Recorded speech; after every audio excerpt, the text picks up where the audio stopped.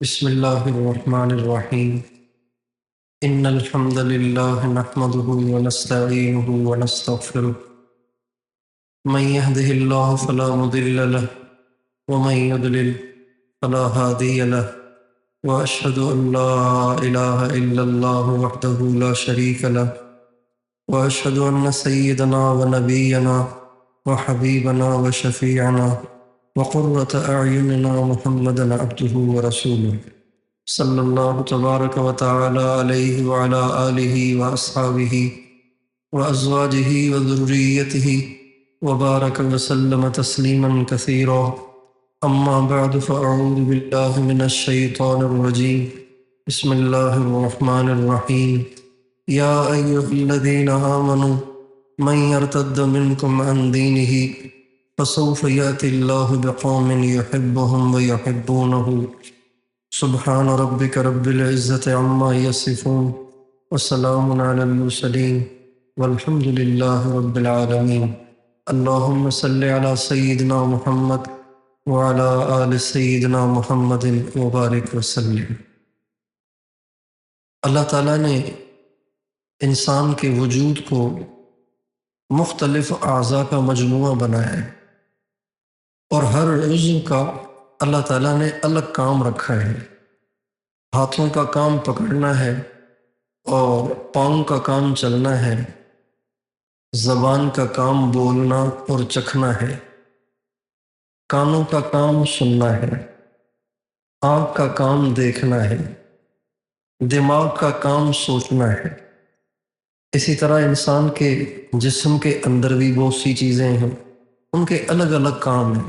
پھیپھڑے کا الگ کام ہے، گردوں کا الگ کام ہے، جگر کا الگ کام ہے، بڑی آنت کا کام الگ ہے، چھوٹی آنت کا کام الگ ہے، معدے کا کام الگ ہے، مثانے کا کام الگ ہے۔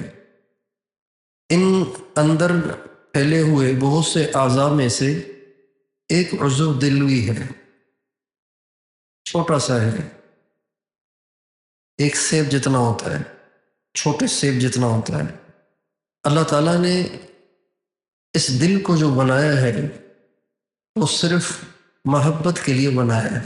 جیسے آنکھ دیکھے بغیر رہ نہیں سکتی، زبان بولے بغیر رہ نہیں سکتی، کان سنے بغیر رہ نہیں سکتے، اسی طرح انسان کچھ بھی کر لے، یہ دل کسی سے لگے بغیر رہ نہیں سکتا، کسی نہ کسی پہ فدا ہوتا ہے، کسی نہ کسی کو چاہتا ہے، کسی نہ کسی پہ مرتا ہے، کسی نہ کسی کا دیوانہ ہوتا ہے۔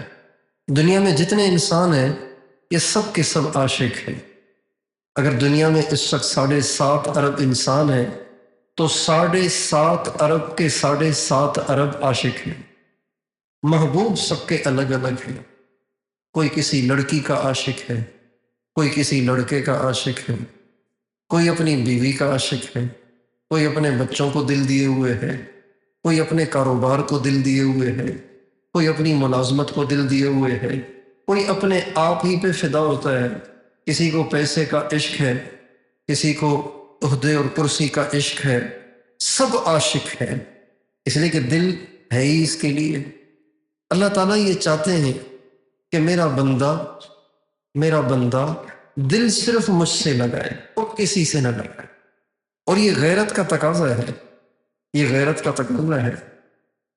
اللہ تعالیٰ کا اپنے بندوں اور بندیوں کے ساتھ سب سے گہرا رشتہ ہے۔ رشتے بہت سارے ہیں، ایک رشتہ ماں اور بچوں کا ہے، باپ کا اور بچوں کا ہے، ایک رشتہ بھائی بھائی کے ساتھ ہے، ایک رشتہ بہن کا بھائی کے ساتھ ہے، ایک رشتہ بھانجے کا ماموں کے ساتھ، بھتیجے کا چچا تایا کے ساتھ ہے۔ یہ سارے رشتے، پوتے کا دادا کے ساتھ ہے، نواسے کا نانا کے ساتھ ہے، یہ سارے رشتے ہیں۔ لیکن یہ سارے رشتے وقتی ہیں، ہمیشہ رہنے والے نہیں ہیں۔ میں جس کا بیٹا ہوں 100 سال پہلے تو اس کا بیٹا نہیں تھا۔ میں جس عورت کا خاوند ہوں آج سے 50 سال پہلے تو میں اس کا خاوند نہیں تھا۔ میں جس بھائی کا بھائی ہوں آج سے 50-100 سال پہلے تو اس کا بھائی نہیں تھا۔ یہ تو دنیا میں آیا تو اگر جس ماں نے مجھے جنا اس ماں کے پیٹ سے اور بھی جتنے نر اور مادہ پیدا ہوئے، جنم لیا جنہوں نے، وہ میرے بھائی بہن بن گئے، ورنہ اس سے پہلے میرے بھائی بھی نہیں تھے، میری بہنیں بھی نہیں تھیں۔ یہ سب رشتے تھے نہیں، ہو گئے ہیں، اور یہ رشتے باقی نہیں رہتے، یہ رشتے بھی ختم ہو جاتے ہیں۔ لیکن اللہ کے ساتھ اس کے بندوں اور بندیوں کا جو رشتہ ہے وہ ازل سے ہے، ہمیشہ سے ہے اور ہمیشہ رہے گا۔ یہ رشتے فانی ہیں، یہ محبتیں فانی ہیں، یہ تعلقات فانی ہیں، یہ دل کا لگاؤ فانی ہے۔ کوئی چاہے کسی پہ کتنا ہی مرتا ہو، لیکن جب اس کا محبوب مر جاتا ہے تو آہستہ آہستہ اس کی محبت ٹھنڈی پڑتے پڑتے پڑتے، سرد پڑتے پڑتے ختم ہو جاتی ہے۔ ہمارے حضرت مولانا طارق جمیل صاحب کے بیٹے کا جب انتقال ہوا تو ایسے لگ رہا تھا کہ مولانا فوت ہو جائیں گے، ایسی ان کی کنڈیشن تھی۔ اور جوان بیٹے کا مرنا واقعی بڑا زبردست دکھ ہے، اللہ سب کو بچائے۔ ہمارے بزرگ تھے امام ربانی قطب العالم مولانا رشید احمد صاحب گنگوہی رحمۃ اللہ علیہ، ان کے جوان بیٹے کا انتقال ہوا۔ وہ اپنے زمانے کے کتب تھے، پوری دنیا کے کتب تھے، اتنے بڑے اللہ والے تھے، اپنے دور کے امام تھے، اپنے دور کے کتب تھے۔ جوان بیٹے کا انتقال ہوا تو نڈھال ہو گئے، مرتے دم تک بیٹے کے انتقال کے بعد مرتے دم تک کبھی کسی نے ان کو ہنستے ہوئے نہیں دیکھا، اتنا انہوں نے دل پہ لیا بیٹے کی موت کو۔ اولاد کے صدمے انسان کو جوانی میں بوڑھا کر دیتے۔ ایک دفعہ مجھے کسی ان نون نمبر سے میسج آیا، پتہ نہیں کون تھے وہ، لیکن میسج ایک سطر تھا، ایسا تھا کہ بس نڈھال کر دیا اس میسج نے مجھے۔ وہ میسج یہ تھا، میں آج اپنے بیٹے کی قبر پہ کھڑا ہوا ہوں، مرنا تو مجھے چاہیے تھا لیکن میرا بیٹا مجھ سے پہلے چلا گیا، آج میں اس کی قبر پہ کھڑا ہوں، اللہ کسی دشمن کو بھی یہ دن نہ دکھایا۔ تو مولانا طارق جمیل صاحب کا حال عجیب تھا، لیکن جو ہی وقت گزر رہا ہے ان کی طبیعت بحال ہو رہی ہے، وہ جو ان کے چہرے پہ اداسی تھی اب وہ نہیں رہی، وہ جو ان میں ذوف آ گیا تھا وہ اب نہیں رہا، وہ جو ان کے چہرے کی چمک چلی گئی تھی وہ اب نہیں، وہ اب دوبارہ آ گئی ہے۔ ان کے الفاظ میں جو لڑکھڑاہٹ آ گئی تھی وہ ختم ہو گئی ہے، دوبارہ ان کی زبان میں روانی آ گئی ہے، اور وہ جو مسکرانا ان کا بند ہو گیا تھا اب دوبارہ مسکرانے لگ گئے، ہنس رہے، مسکرا رہے، کھا رہے، پی رہے، ادھر جا رہے ادھر جا رہے۔ دنیا کے رشتے عارضی ہیں، دنیا کی محبتیں عارضی ہیں، دنیا کے تعلقات عارضی ہیں، لیکن اللہ کے ساتھ اس کے بندوں اور بندیوں کا جو رشتہ ہے یہ ازل سے ہے، ہمیشہ سے ہے اور ہمیشہ رہے۔ اللہ پہلے بھی ہمارا رب تھا، آج بھی ہمارا رب ہے، ہمیشہ ہمارا رب رہے گا۔ ہم پہلے بھی اس کی مخلوق تھے، آج بھی اس کی مخلوق ہیں، آئندہ بھی اس کی مخلوق رہیں گے۔ ہم پہلے بھی اس کے محتاج تھے، آج بھی اس کے محتاج ہیں، آئندہ بھی اس کے محتاج رہیں گے۔ اللہ تعالیٰ چاہتے ہیں کہ ہم اس دنیا کے مختصر سے عرصے میں بھی اللہ تعالیٰ سے لا تعلق نہ رہیں، اللہ سے تعلق جوڑے رکھیں، اللہ یہ چاہتے ہیں۔ اور اس تعلق میں اللہ تعالیٰ کی چاہت اور منشا یہ ہے کہ میرے بندے کا سب سے زیادہ تعلق مجھ سے ہو، مجھ سے زیادہ کسی سے تعلق نہ ہو۔ چنانچہ اللہ تعالیٰ قرآن پاک کی ایک آیت میں غضبناک لہجے میں ان لوگوں کو تنبیہ کر رہے ہیں جو اللہ سے زیادہ کسی اور سے محبت کرتے ہیں، ان کو غضبناک لہجے میں تنبیہ کر رہے ہیں۔ اور اللہ تعالیٰ کے الفاظ بھی غضبناک ہیں، مضمون بھی غضبناک ہے اور انداز بھی غضبناک ہے۔ جب آدمی زیادہ غصے میں ہوتا ہے نا، اگلے سے بہت زیادہ دکھا ہوا ہوتا ہے تو پھر اس سے خود بات نہیں کرتا، دوسروں سے کہتا ہے اس کو کہو یہ ٹھیک ہو جائے، ورنہ میں ایسی ویسی کر دوں گا اسے۔ کہتے ہیں نا، بیوی سے کہتا ہے باپ جب بیٹے سے سخت ناراض ہوتا ہے، بیگم اس کو سمجھاؤ، اگر یہ ٹھیک نہیں ہوا تو میں ٹانگیں توڑ دوں گا، اسے ہاتھ اتار دوں گا اس کی۔ تو کسی اور سے کہنا کہ کہو ان کو، یہ لہجہ غضبناک لہجہ ہے، یہ بہت زیادہ رنجیدہ لہجہ ہے، دکھی لہجہ ہے۔ چنانچہ اللہ تعالیٰ فرماتے ہیں قل، اے نبی آپ کہیں ان سے کیا، ان کان آباؤکم و ابناؤکم و اخوانکم و ازواجکم و عشیرتکم و اموال اقترفتموها و تجارت تخشون کسادها و مساکن ترضونها احب الیکم من اللہ ورسولہ و جہاد فی سبیلہ فتربصوا حتی یأتی اللہ بأمرہ واللہ لا یہدی القوم الفاسقین۔ اے نبی آپ کہیں ان سے، اگر تمہارے باپ، تمہارے بیٹے، تمہارے بھائی، تمہاری بیویاں، تمہارا قبیلہ، تمہارا مال دولت اور تمہارے بنگلے، گاڑیاں، کوٹھیاں، یہ تمہیں اللہ اور اس کے رسول سے اور اللہ کے راستے میں جہاد سے زیادہ عزیز ہیں، تو پھر تم انتظار کرو۔ ترجمہ تو ہے انتظار کرو، لیکن ہمارے لہجے میں کہیں گے پھر ٹھہرو میں تمہیں دیکھتا ہوں، فتربصوا، پھر ٹھہرو میں تمہیں دیکھتا ہوں۔ واللہ لا یہدی القوم الفاسقین، ایسے فاسقوں کو اللہ ہدایت نہیں دیتا، ایسے فاسقوں کو اللہ سیدھا راستہ کبھی بھی نہیں دکھاتا، ایسے فاسقوں کو اللہ تعالیٰ کبھی ان کی رہنمائی نہیں کرتا، کبھی ان کو سیدھے راستے پہ چلنے نہیں دیتا، ایسے لوگ بھٹکتے ہی رہتے ہیں۔ یہ مطلب ہے اس کا، جو اپنے دل میں اللہ سے زیادہ، اللہ کے رسول سے زیادہ، اللہ کے راستے کے جہاد سے زیادہ کسی اور چیز سے محبت کرتے ہیں، ایسے لوگ بھٹکتے ہی رہتے ہیں، ذلیل ہی ہوتے رہتے ہیں، ہمیشہ حیران سرگردان ہی رہتے ہیں، ہمیشہ پریشان اور بے سکون ہی رہتے ہیں۔ اس لیے اللہ تعالیٰ نے نبیوں کو بھیجا ہے صرف انسانوں کے دلوں کا ڈائریکشن صحیح کرنے کے لیے۔ نبی آتے ہیں اور آ کے انسانوں کے دل کا قبلہ ٹھیک کرتے ہیں، کیونکہ انسان ہے نا، کمزور ہے، دنیا میں رہتا ہے تو دنیا کے خوبصورت چہرے دیکھ کے انہی کا گرویدہ ہو جاتا ہے، اور ہرے بھرے باغات دیکھ کر اور چمکدار سڑکوں پہ پھسلتی ہوئی چلتی ہوئی دوڑتی ہوئی گاڑیاں دیکھ کر، بڑے بڑے بنگلے دیکھ کر، وزیروں اور بادشاہوں کا پروٹوکول دیکھ کر متاثر ہو جاتا ہے، پھر اس کو بھی اس کا شوق لگ جاتا ہے۔ تو اللہ تعالیٰ نبیوں کے ذریعے سے انسانوں کو یہ بات سمجھاتا ہے، انسانوں کے دلوں کا رخ اس طرف کرتا ہے کہ دل لگانے کے قابل نہ کرسیاں ہیں، نہ عہدے ہیں، نہ عزت کا سامان ہے، نہ کوئی انسان ہے، نہ کوئی خوبصورت چہرہ ہے، نہ کوئی گورا چٹا چہرہ ہے، نہ کوئی سمارٹ انسان ہے، بلکہ دل لگانے کے قابل صرف وہ ذات ہے جو ہر عیب سے پاک ہے۔ بھائی محبوب ایسا ہونا چاہیے جس میں فالٹ نہ ہو، جس میں کوئی نقص نہ ہو، جس میں کوئی خرابی نہ ہو، محبوب تو ایسا ہونا چاہیے۔ کسی کالے بھجنگ سے کسی نے محبت کر لی، ساری دنیا کہے گی پاگل ہو گئے، کالا بھجنگ آدمی تم اس سے اتنا پیار کر رہے ہو۔ مایوس سے عشق کرنا، مایوس سے محبت کرنا بھی معیوب ہے۔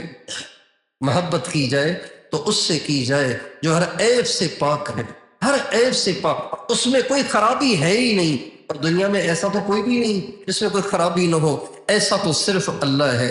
اور اللہ نے اپنے محبوب کو بھی بے عیب بنایا، اللہ بھی بے عیب، اللہ کا محبوب بھی بے عیب، صرف یہ دو ہستیاں اس قابل ہیں کہ ان سے محبت کی جائے، اور مطلق محبت نہیں، شدید محبت، دیوانگی کے درجے میں محبت۔ اللہ سے محبت کتنی کرنی ہے؟ دیوانگی کے درجے میں۔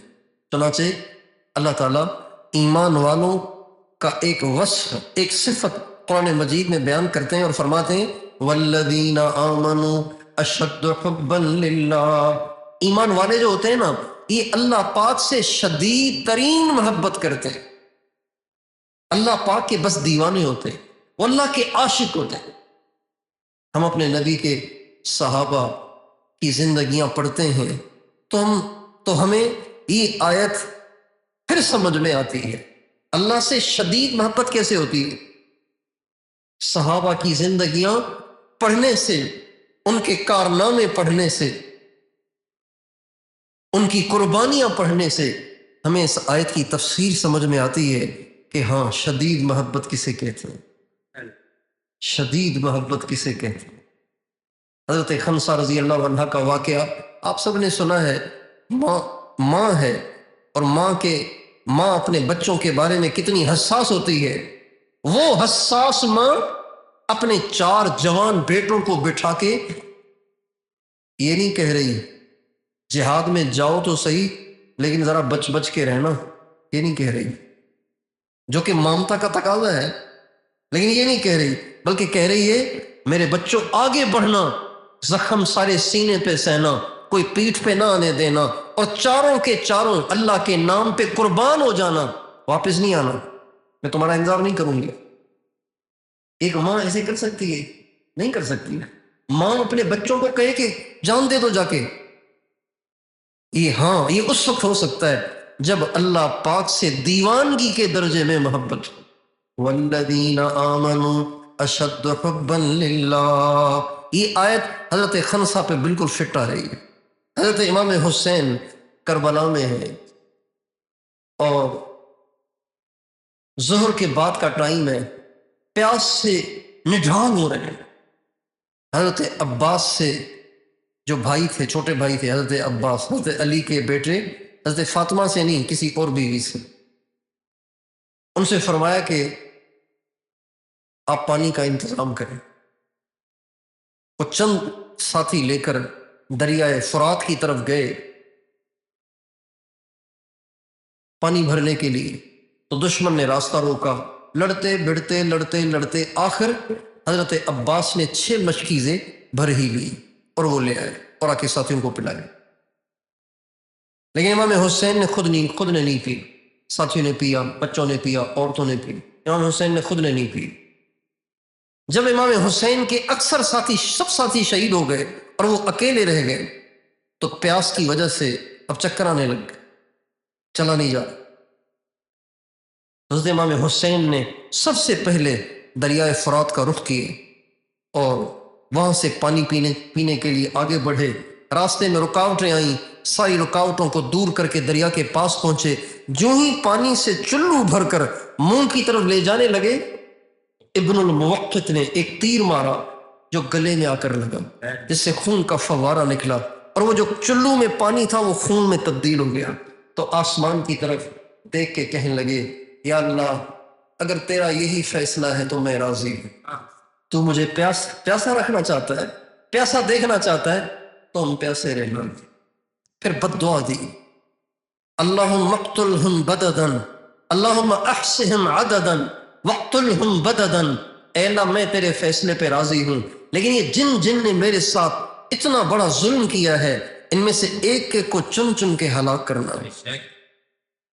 اور یہ بد دعا لگ گئی سب کو۔ پھر واپس میدان میں تشریف لائے، لڑتے رہے اکیلے۔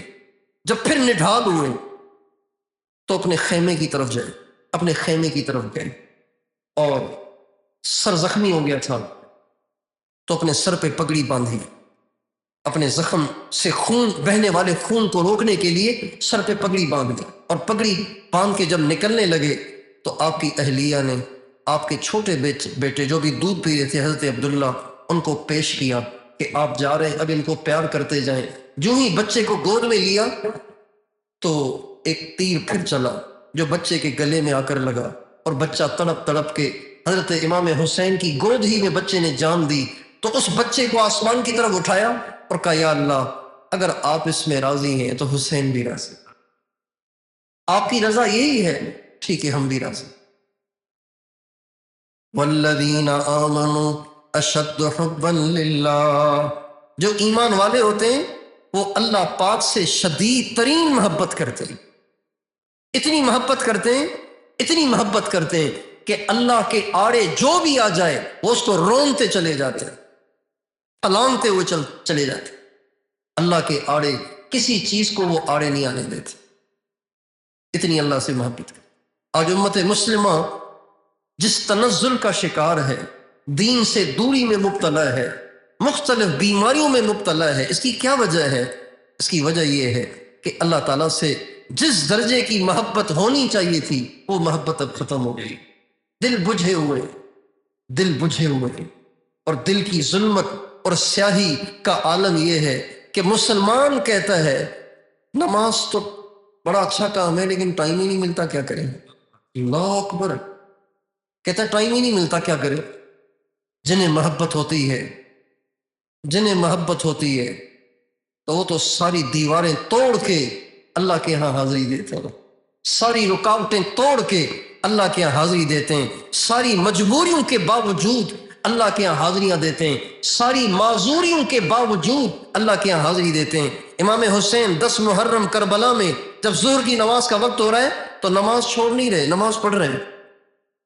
حضرت خبیب رضی اللہ عنہ ہمارے نبی کے صحابی جب ان کو سولی چڑھانے لگے تو پوچھنے والوں نے پوچھا کوئی آخری خواہش ہے؟ کہنے لگے ہاں نماز کی خواہش، نماز کی خواہش. اس کو کہتے ہیں دیوانگی کے درجے میں محبت. والذین آمنوا اشد حبا للہ. ایمان والے تو اللہ کے دیوانے ہوتے ہیں. اور یہ محبت، اس محبت کا تقاضا، اس محبت کا مطالبہ صرف ان سے نہیں تھا، ہر مسلمان سے ہے، ہم سب سے ہے کہ ہم اللہ پاک سے اس درجے کی محبت کریں، اس درجے کی محبت کریں، اس درجے کی محبت کریں کہ سب سے زیادہ ہمارے دل میں صرف اللہ کی محبت ہو. بھرا ہوا وہ دل اللہ کی محبت سے بھرا ہوا ہو، لبریز ہو، سر سے لے کے پاؤں تک بھرا ہوا. ہمارے نبی نے اپنے ایک صحابی کے بارے میں فرمایا یہ سر سے لے کے پاؤں تک ایمان کے نور سے بھرا ہوئے، ایمان کے نور سے بھرا ہوئے.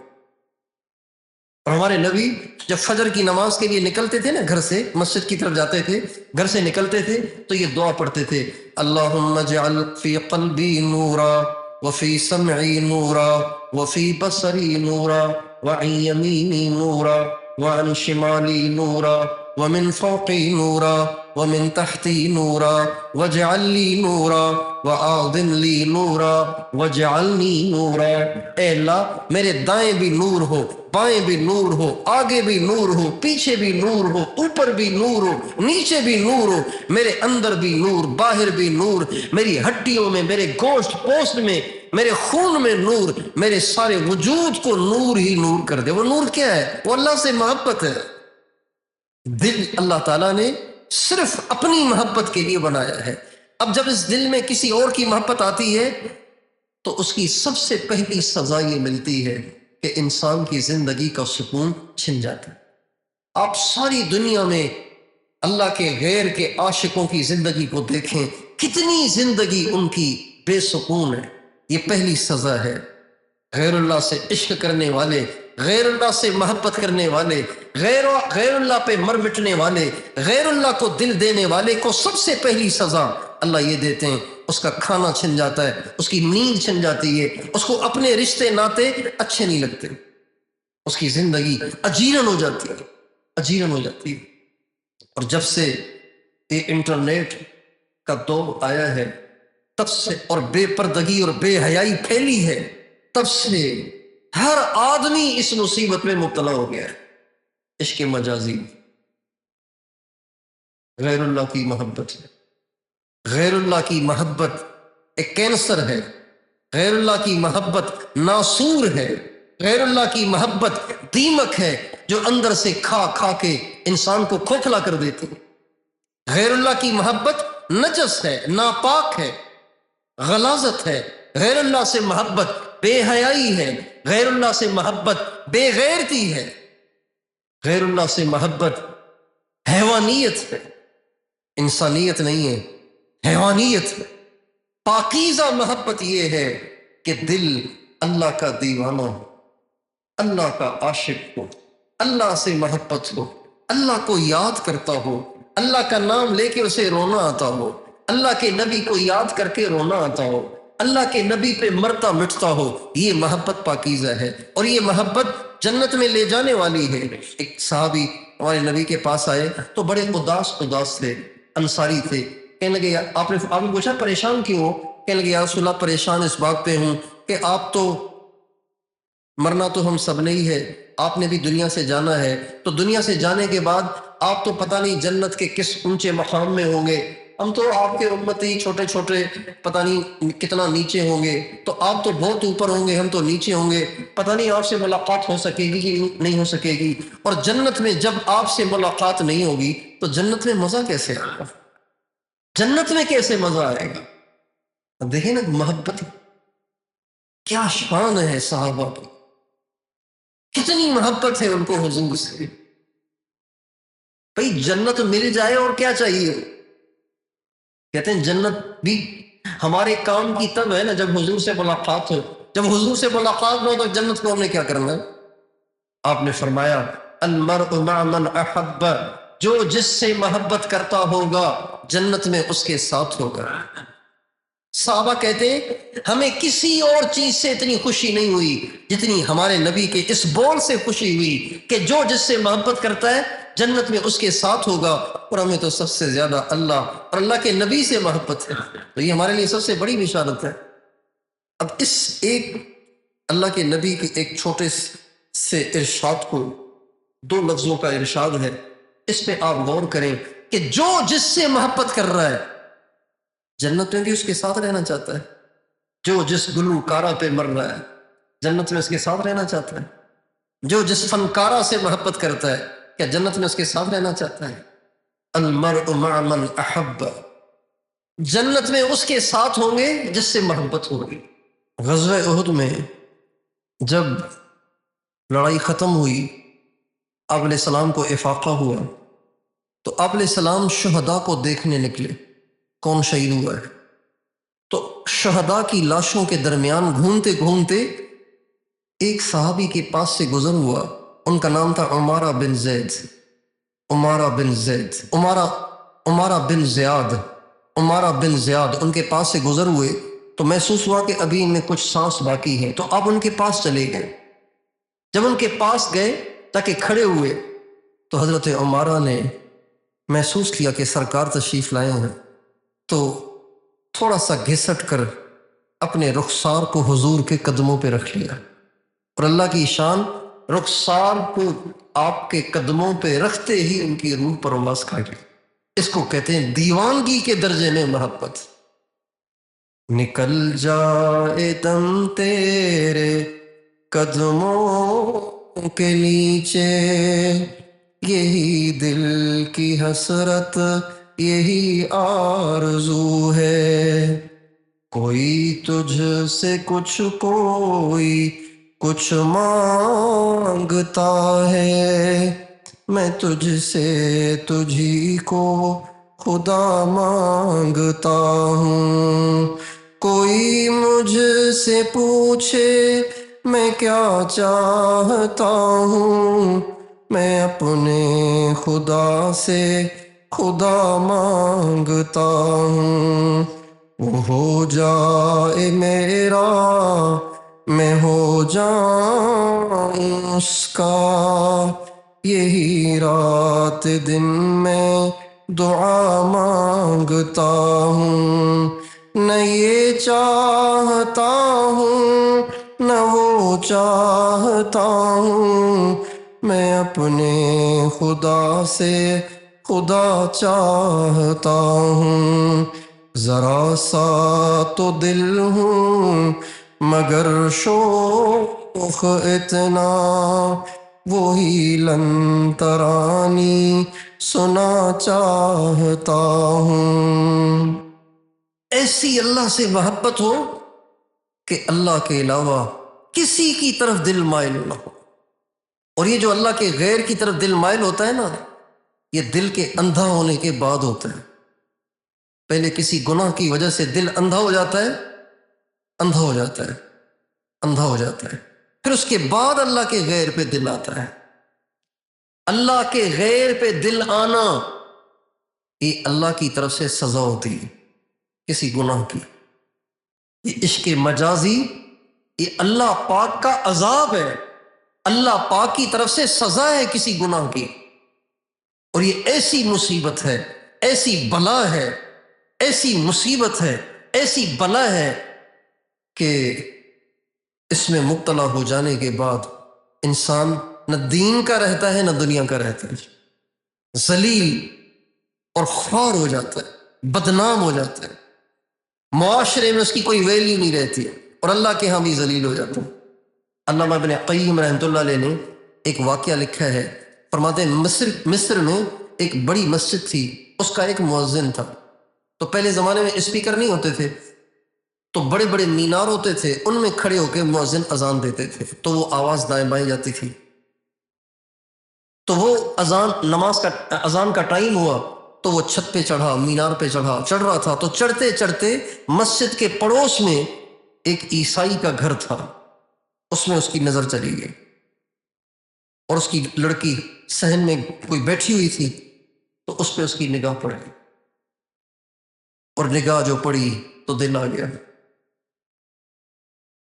علامہ ابن قیم رحمۃ اللہ علیہ لکھتے ہیں کہ جو ہی اس کی نظر پڑی اور وہ دیکھتا چلا گیا تو ایسا اس کا دل آیا کہ چڑھا تو تھا اذان دینے کے لیے، لیکن اذان دیے بغیر واپس آ گیا نیچے،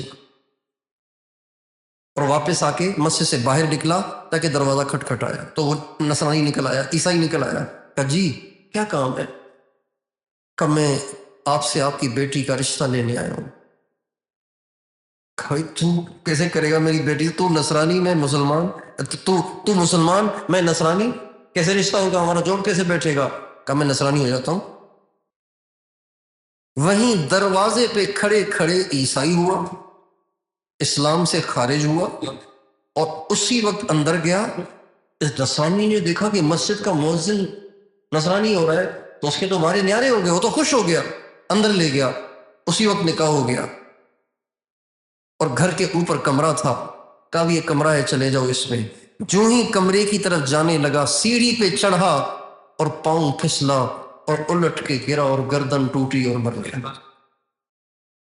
یہ عشق مجازی ایسی بلا ہے، ایسی مصیبت ہے، ایسا اللہ کا عذاب ہے، جس کی دنیا اور آخرت دونوں اللہ برباد کرنا چاہتے ہیں، اس کو اس دلدل میں پھنساتے ہیں۔ اس لیے میرے دوستو، ہمیں اللہ سے محبت کرنی ہے۔ دنیا میں چاہے کوئی کتنا خوبصورت کیوں نہ ہو، لیکن پیٹ میں تو اس کے پاخانہ ہی ہوگا، پیٹ میں تو اس کے پیشاب ہی ہوگا، اور اندر میں تو اس کے گندگی ہی ہوگی۔ ہڈیوں کا ڈھانچہ ہے، اس ڈھانچے کو اللہ نے گوشت سے ڈھانپ لیا ہے، اس پہ اللہ نے کھال چڑھا دی ہے۔ یہی انسان کی حقیقت ہے نا، اور کیا ہے؟ اس کے علاوہ کیا ہے انسان؟ لیکن یہ حقیقت جب نہیں سمجھ میں آتی اور دل اندھا ہوتا ہے، پھر انسان فدا ہوتا ہے، پھر انسان کسی پہ عاشق ہوتا ہے۔ ایک بزرگ تھے حضرت سلیمان بن یسار رحمۃ اللہ علیہ، وہ جا رہے تھے حج کے لیے، تو راستے میں ابوا ایک بستی ہے جہاں ہمارے نبی صلی اللہ علیہ وسلم کی والدہ محترمہ کی قبر ہے، ابوا۔ اس بستی کے قریب انہوں نے راستے میں ٹینٹ لگایا اور ڈیرا ڈال لیا، پڑاؤ ڈالا آرام کے لیے۔ سلیمان بن یسار انتہا درجے کے خوبصورت تھے، بیٹھے ہوئے تھے، ساتھی سے کہا کہ تم جا کے کھانا لے آؤ۔ وہ بستی سے کہیں کھانا لینے گیا، یہ خود بیٹھ گئے انتظار میں۔ اتنے میں ایک عورت قریبی پہاڑ تھا اس پر سے اتری اور آ کے خیمے کے سامنے کھڑی ہو گئی۔ سلیمان نے سوچا پتہ نہیں کون ہے، نگاہ جو اٹھائی تو ایک عورت، اور انتہا درجے کی خوبصورت، اور وہ کہنے لگی سلیمان تم بھی خوبصورت ہو، میں بھی خوبصورت ہوں، میں تمہارے ساتھ خلوت چاہتی ہوں۔ تو امام غزالی رحمۃ اللہ علیہ نے یہ واقعہ لکھا ہے احیاء العلوم میں۔ وہ فرماتے ہیں کہ جو ہی اس عورت نے پیشکش کی تو حضرت سلیمان بن یسار رونے لگے، اور اتنا روئے اتنا روئے اتنا روئے کہ عورت کو خوف آنے لگ گیا، وہ وہاں سے بھاگی۔ یہ روتے چلے گئے، روتے، جب ساتھی آیا تو دیکھا کہ سلیمان بہت رو رہے ہیں، بہت رو رہے ہیں۔ تو ساتھی نے کہا بھی مسئلہ کیا ہوا ہے؟ کوئی نقصان ہوا ہے، کسی نے مارا ہے، کوئی تکلیف پہنچی ہے، کوئی درد ہے، بتاؤ تو صحیح۔ روئے چلے جا رہے ہیں، روئے اتنا روئے کہ وہ جو ساتھی آیا تھا وہ بھی رونے بیٹھ گیا۔ جب افاقہ ہوا تو سارا قصہ سنایا، تو کہا اس میں رونے کی کیا بات ہے؟ کہا رو اس بات پہ رہا ہوں کہ مجھ سے ایسا کون سا گناہ ہوا کہ شیطان کو مجھ میں اس عورت کے ذریعے سے بہکانے کی طمع ہو گئی. شیطان کو جرت کیوں ہوئی اس بات کی کہ وہ اس عورت کو اکسا کے میرے پاس بھیجے؟ اس کا مطلب ہے نا مجھ میں کوئی کمی جس کی وجہ سے شیطان کو طمع ہو گئی کہ بھئی سلیمان کو گمراہ کرنا آسان ہے.